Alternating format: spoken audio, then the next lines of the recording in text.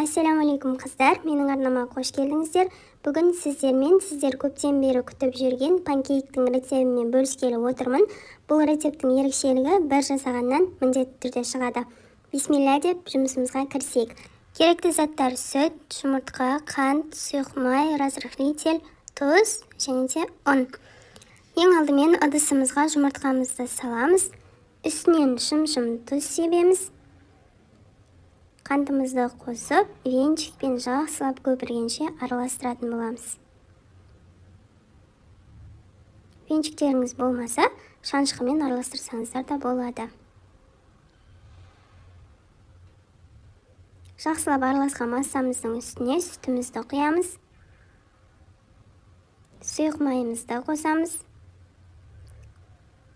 Тағы да жақсылап араластырамыз.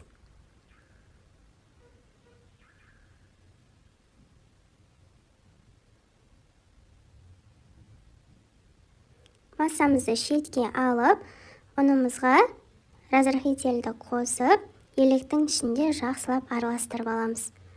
Ұнды міндетті түрде електің көмегімен қосыңыздар. Сол кезде панкейктеріміз үлпілдек болады. Және де массаны араластырған кезде түйір-түйірлері көп болмай жақсы араласатын болады.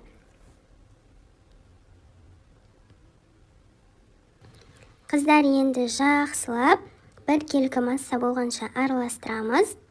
Егер қолмен араластыруға қиналсаңыздар, миксерлеріңіз болса, миксермен араластырсаңыздар да болады. Жақсылап 2-3 минут араластырсаңыздар, түйіндері қалмайды, біркелкі масса шығатын болады. Мінекей біздің массамыз дайын болды. Енді панкейктерімізді пісіруге кірісеміз. Табамыз қызып тұру керек, бірақ от баяу болу керек. Қатты отқа қойып жүрмеңіздер. Қатты отқа қойсаңыздар, панкейктердің ортасы шекі болып қалуы мүмкін. Баяу отта қыздырып аламыз табаны, қыздар, міндетті түрде. Өз қалауларыңыз бойынша панкейктерді үлкен немесе кішкентай етіп пісіріп алсаңыздар болады. Біздің панкейктеріміз тез піседі. Осылай бетіне көпіршіктер шыққан кезде панкейктерімізді келесі бетіне аударатын боламыз. Аудару үшін кішкене жалпақтау құрылғыларды пайдаланыңыздар, себебі панкейктеріміз жыртылып кетуі мүмкін.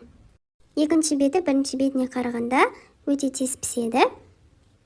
Қарап, панкейктерді піскесін тарелкамызға салып алатын боламыз. Қараңыздар, асты да керемет болып піскен. Қалған панкейктерімізді де дәл осылай пісіріп алатын боламыз. Қыздар, айта кететін жайт, панкейктерді табаға құйған кезде араларын тым жақын етпеңіздер, өйткені ол пісу барысында кішкене жайылады. Сол себепті бір-біріне жабысып қалуы мүмкін. Яғни формасы бұзылып кетеді. Неке қыздар, біздің панкейкіміз осындай әдемі болып шықты. Өз қалауларыңыз бойынша сәндесеңіздер болады. Мен осылай ортасына тесік қалдырып, кішкене ыдыспен сгущенка қойдым. Сіз тосап қойсаңыз да болады, болмаса шоколадты ерітіп қойсаңыздар болады, немесе үстіне сеуіп шықсаңыздар да болады. Неке қыздар, ортасын қараңыздар, панкейкіміз қаншалықты қалың болғанымен орталары толықтай піседі, керемет болып шығады. Бір жасағаннан сізде міндетті түрде шығады. Ерінбей жасап көріңіз, жасалуы оңай, сізге пешті де қажет етпейді, қарапайым сковородкадай жасалады. Сіздерге бұл рецепт ұнайды деген ойдамын. Жасап көріңіздер, ас болсын.